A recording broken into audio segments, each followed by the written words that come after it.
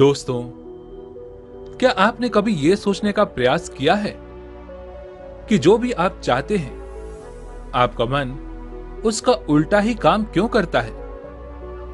आप खुद से ये संकल्प लेते हैं कि आज से मैं सारे बुरे काम छोड़ दूंगा, लेकिन आपका मन बार बार उन्हीं बुरे कर्मों की ओर आपको खींच ले जाता है।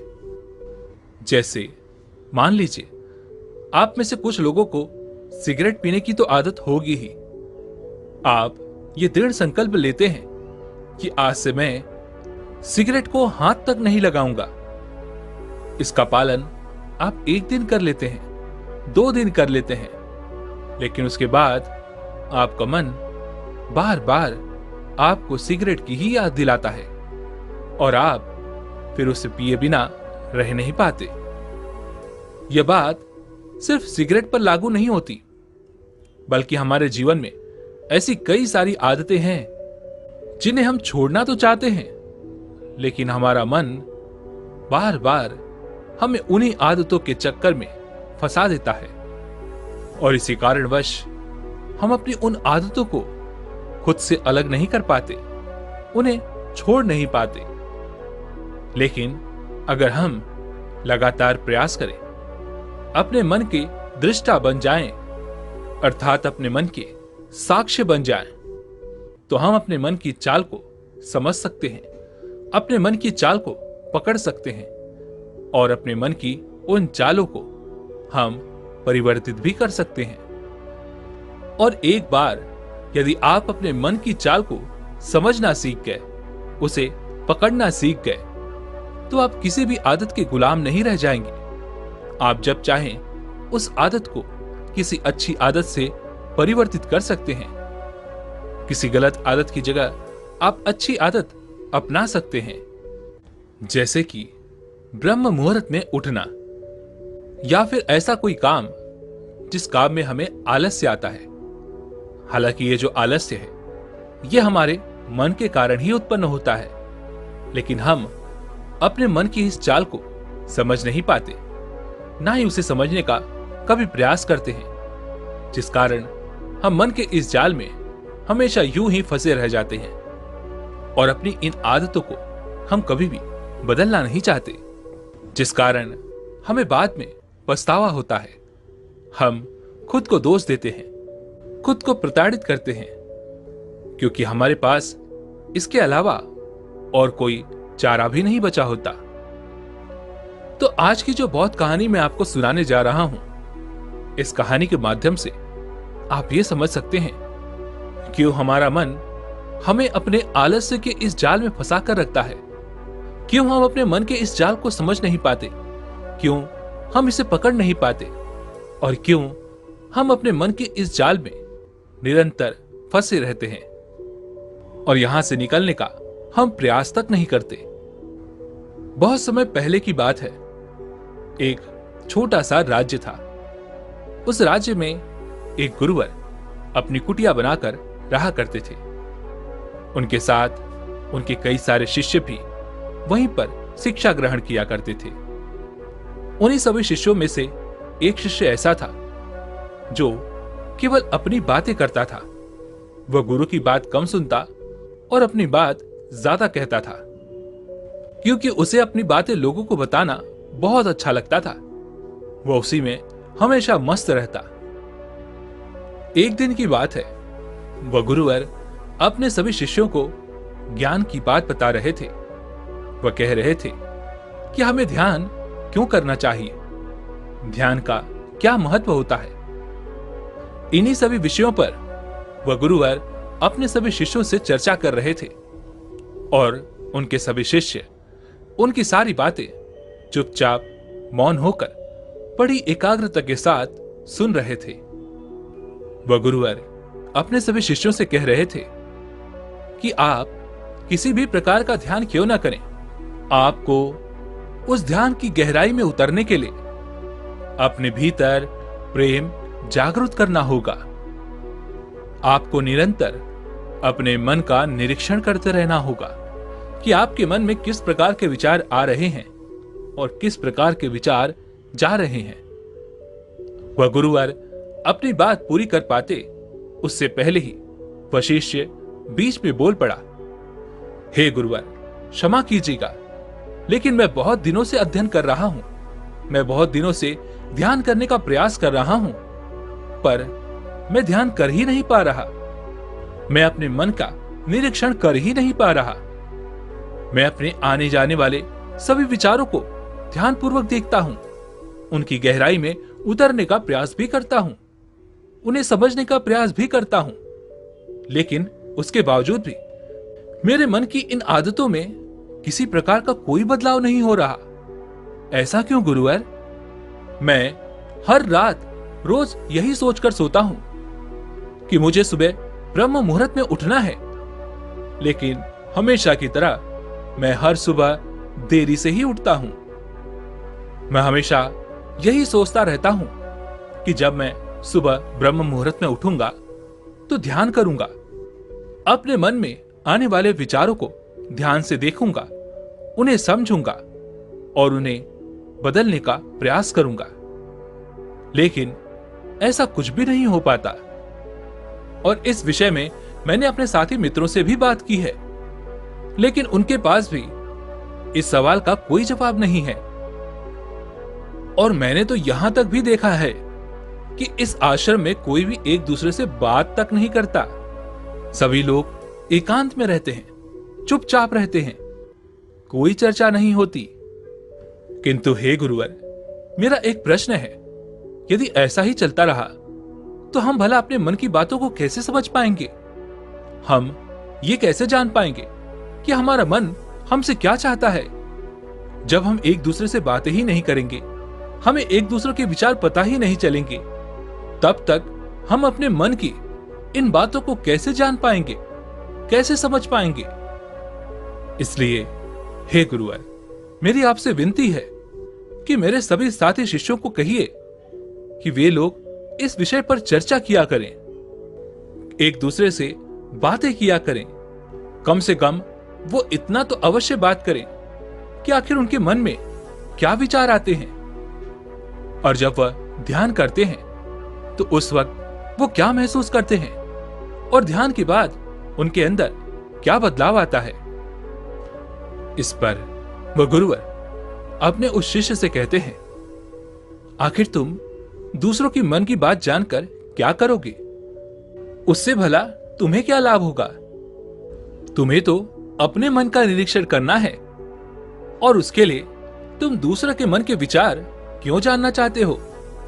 दूसरों के मन में कई प्रकार के विचार आते होंगे, उससे तुम्हारे मन का क्या लेना देना? इससे तुम्हें क्या लाभ होगा? क्या तुम इस प्रश्न का उत्तर दे सकते हो? इस पर वह शिष्य शांत हो गया और मन ही मन यह सोचने लगा कि आखिर गुरुवर भी तो ठीक ही कह रहे हैं। अगर मुझे मेरे मन का निरीक्षण करना है तो मुझे अपने मन को देखना होगा, अपने मन को समझना होगा। आखिर मैं दूसरों की मन की बात जानकर क्या करूंगा? और यदि मान लो कि मैंने अपने मन की बात दूसरों को बता भी दी, तो भी इससे मेरा क्या लाभ? मैं इससे अपने मन की बातों को तो नहीं समझ पाऊंगा और ना ही उन्हें बदल पाऊंगा। वह शिष्य अपने ही प्रश्न में पूरी तरह से उलझ चुका था। उसके पास अपने गुरु के इस प्रश्न का कोई उत्तर न था, लेकिन फिर भी वह शिष्य अपने आप को सर्वश्रेष्ठ साबित करना चाहता था।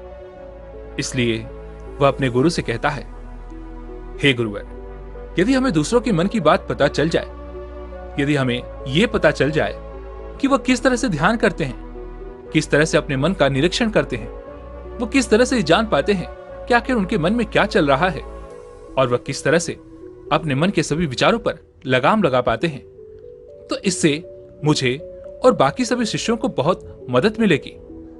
जब भी हम ध्यान करने बैठेंगे तो हम भी उसी प्रकार ध्यान कर पाएंगे, उसी प्रकार मन का निरीक्षण कर पाएंगे और उसी प्रकार मन के सभी विचारों पर लगाम लगा पाएंगे। इससे ना केवल मेरा बल्कि यहां पर उपस्थित सभी शिष्यों का बहुत फायदा होगा।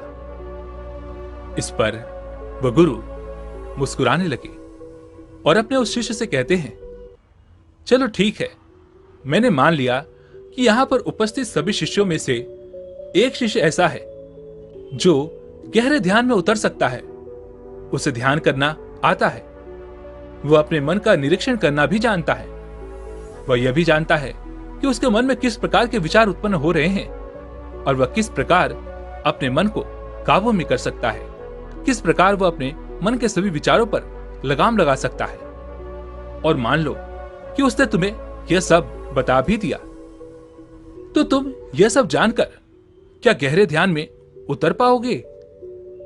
यदि तुम ऐसा सोचते हो तो तुम सबसे बड़े मूर्ख हो, क्योंकि यदि तुम इस प्रकार की प्रक्रिया करोगे तो तुम अपने ही मन के बनाए हुए जाल में बुरी तरह से फंस जाओगे और फिर वहां से निकलना तुम्हारे लिए नामुमकिन हो जाएगा।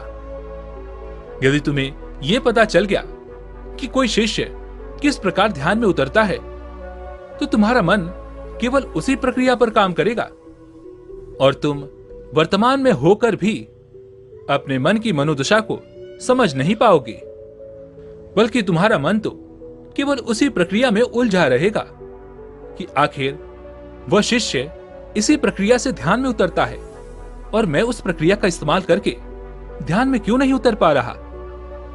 तुमने तो अपने मन को एक काम दे दिया है कि उस प्रक्रिया का इस्तेमाल करके गहरे ध्यान में उतरना है, लेकिन तुमने तो अपने मन को काम दिया है और अब से तुम्हारा मन तो केवल उसी काम पर लगा रहेगा और देखते ही देखते तुम भी उस काम में सम्मिलित हो जाओगे, तुम भी उस काम से जुड़ जाओगे।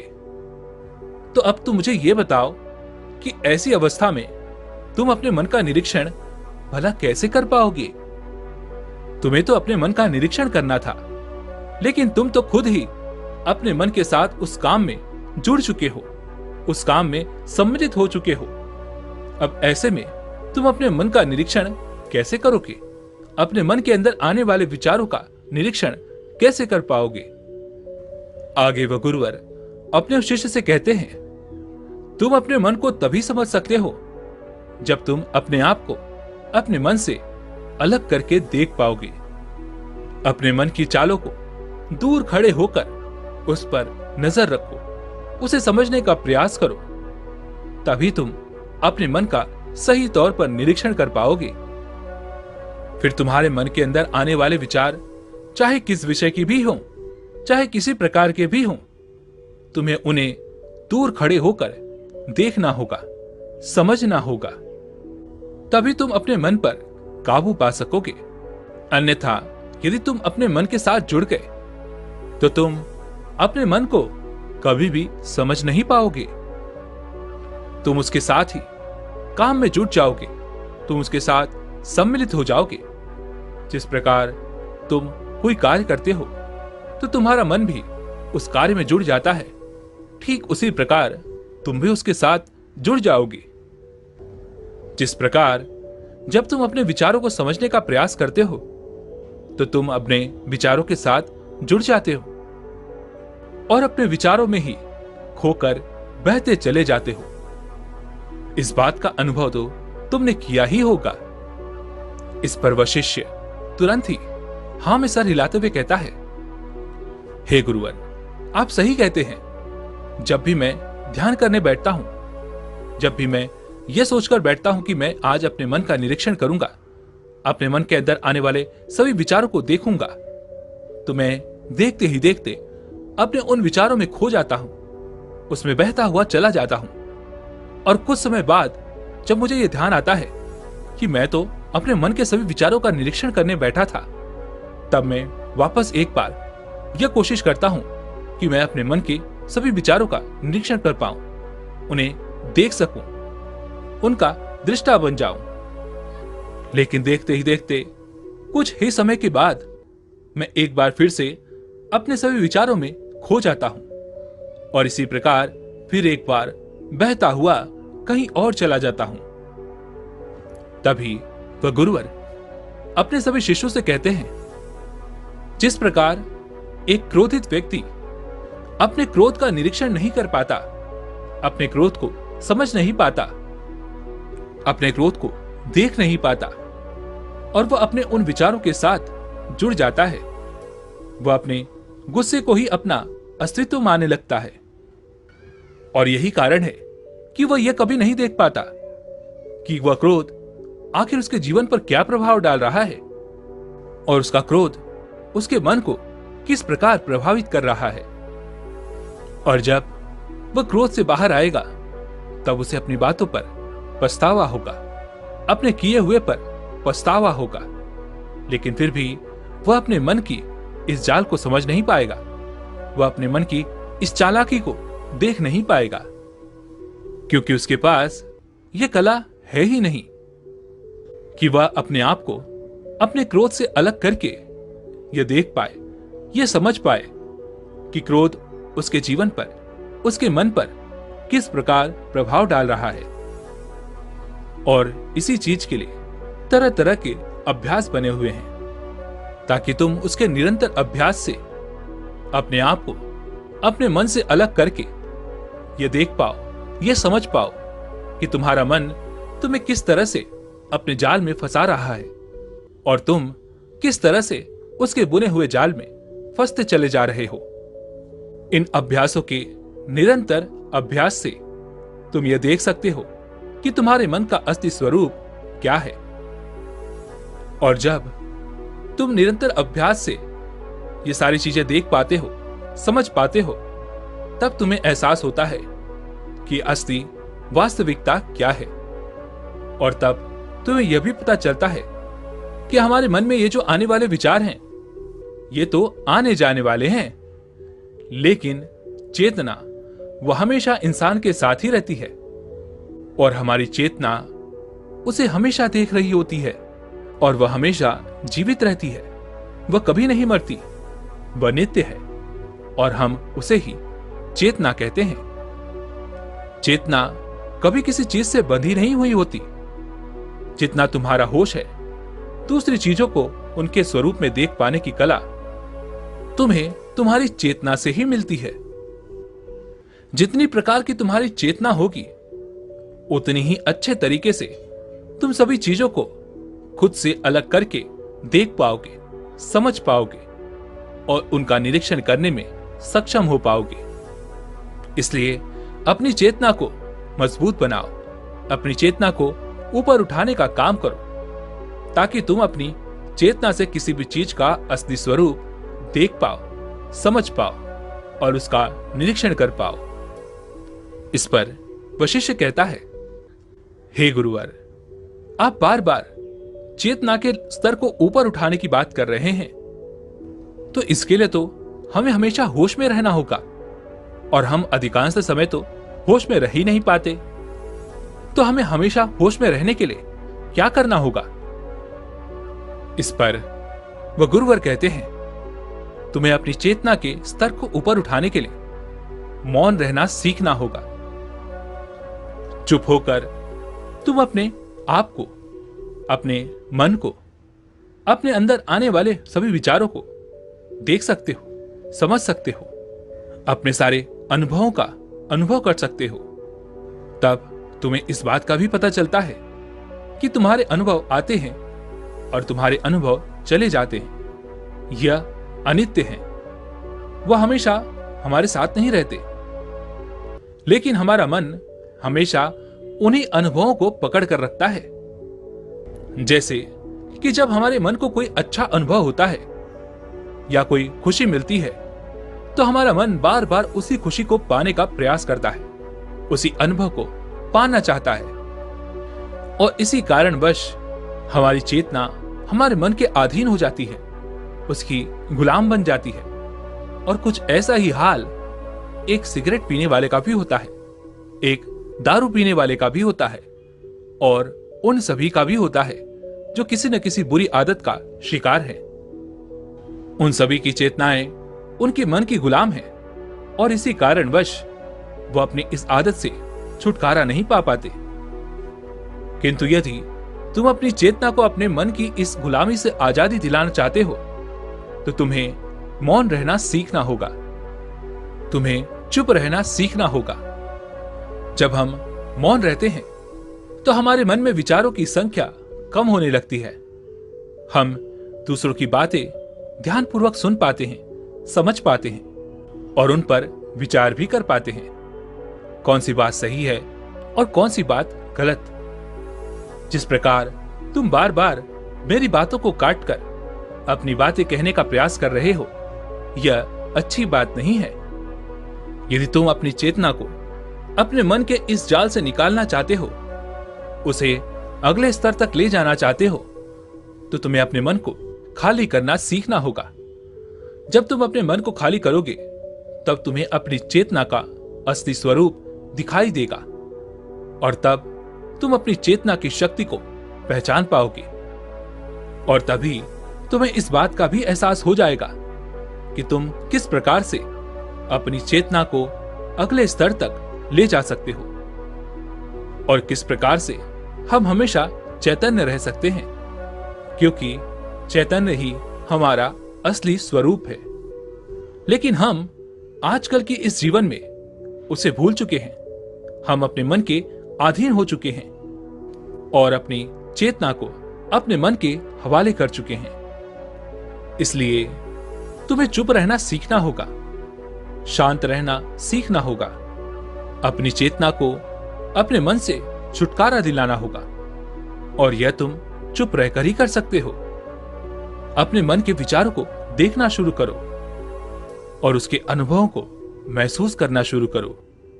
जब तुम अपने मन के साक्षी हो जाते हो, तो तुम अपने मन के दृष्टा हो जाते हो, उसे देखने वाले हो जाते हो।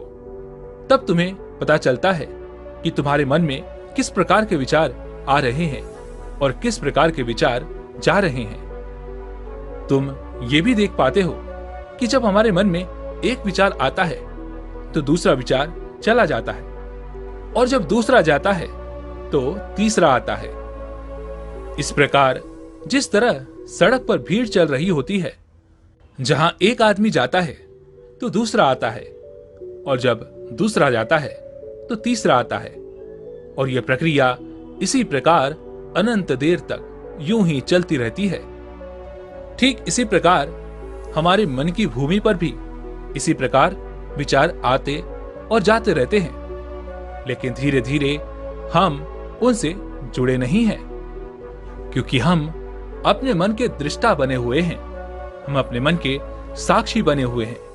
हम तो केवल यह देख रहे हैं कि कौन सा विचार आ रहा है और कौन सा विचार जा रहा है, और देखते देखते धीरे धीरे हमारे मन के सारे विचार खत्म होने लगते हैं और हमारा मन पूरी तरह से खाली हो जाता है। हमारे मन की भूमि पूरी तरह से साफ और स्वच्छ हो जाती है। तब उस वक्त हमें पहली बार यह एहसास होता है कि चैतन्य होना कैसा लगता है। चैतन्य की शक्ति को हम पहचान पाते हैं। तब हम पहली बार चैतन्य का असली स्वरूप देख पाते हैं, और उसके लिए बस हमें मन की उस भूमि से कुछ खरपतवार को हटाना है। उसके लिए हमें कोई बहुत मेहनत नहीं करनी है, बस हमें अपने विचारों को देखते रहना है। किस प्रकार एक विचार आ रहा है तो दूसरा विचार जा रहा है। बस इसी प्रक्रिया को हमें लगातार देखते रहना है, उसका निरंतर अभ्यास करते रहना है, अपने मन का दृष्टा बने रहना है, और देखते ही देखते सारे विचार एक एक करके विलीन होते चले जाएंगे। लेकिन इसके लिए हमें चुप रहकर अभ्यास करना बहुत आवश्यक है। चुप रहकर तुम्हें अपने विचारों का आत्मनिरीक्षण करना होगा, अपने मन की भावनाओं को समझना होगा। तुम्हें देखना होगा कि जब तुम्हें क्रोध आता है तब तुम कैसा महसूस करते हो। तुम्हें खुशी होती है या फिर दुख, या फिर किसी से घृणा होती है। जब हम भावनाओं के अधीन हो जाते हैं और हमारा मन अति उत्तेजित हो जाता है, तो हम उत्तेजना की वजह से उन भावनाओं को अलग होकर देख नहीं पाते।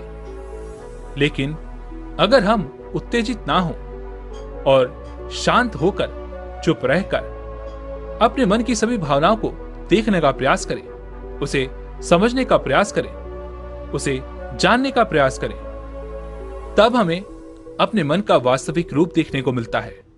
तब हम उसे असली तौर पर समझ पाते हैं, जान पाते हैं। और तब हमें इस बात का भी एहसास हो जाता है कि कोई भी भाव सदा के लिए नहीं है। हर भाव को आना है और चले जाना है। जिस प्रकार हमारे जीवन में खुशियां जाती हैं तो दुख आता है, दुख जाता है तो खुशियां आती हैं, ठीक उसी प्रकार हमारे मन के भाव भी होते हैं। जहां पर एक भाव उत्पन्न होता है तो उसके खत्म होने पर हमारे मन में दूसरा भाव भी उत्पन्न होता है।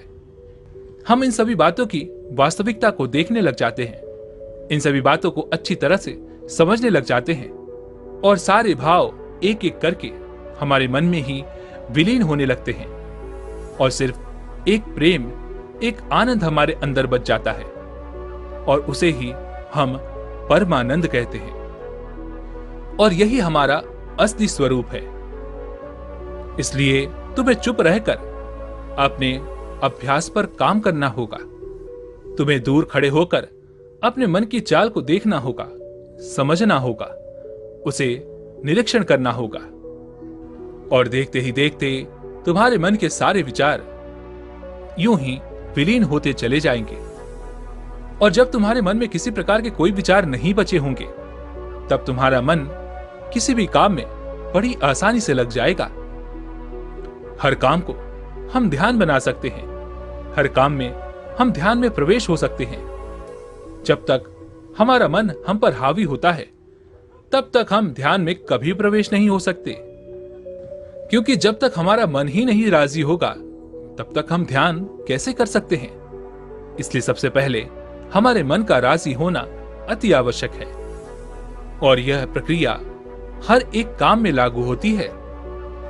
लेकिन एक बार हमारे मन के सारे विचार विलीन हो जाते हैं तो हम किसी भी कार्य में पूरी मन लगाकर किसी भी कार्य को पूरा कर सकते हैं और हर काम में ध्यान लगा सकते हैं और ध्यान ही हमारा असली स्वरूप बन जाता है और फिर वही हमारी चेतना भी बन जाती है। यह सब सुनकर वहां पर उपस्थित सारे शिष्य बड़े प्रसन्न हुए और वे सभी मुस्कुरा रहे थे।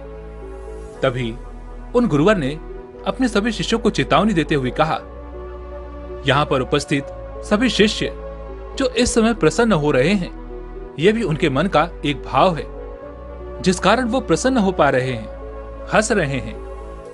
लेकिन हर वक्त हर समय तुम्हें ये सारी बातें सुनने और समझने को नहीं मिल पाएंगी और उस वक्त तुम अपने आप को बहुत क्षीण महसूस करोगे और उस वक्त तुम प्रसन्न नहीं रह पाओगे। इसलिए यदि तुम्हें असली आनंद की खोज है, ऐसी प्रसन्नता तुम सदैव के लिए हासिल करना चाहते हो जो कभी ना मिटे, तो तुम्हें शांत होकर, मौन होकर, भावना रहित होकर अपने विचारों और अपनी भावनाओं को देखना शुरू करना होगा।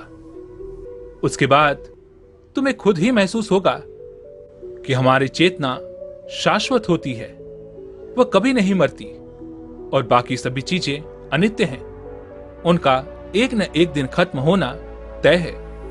वे सभी मर जाएंगे, पीछे छूट जाएंगे और कोई भी चीज इस संसार में शाश्वत नहीं होती सिवाय हमारी चेतना की।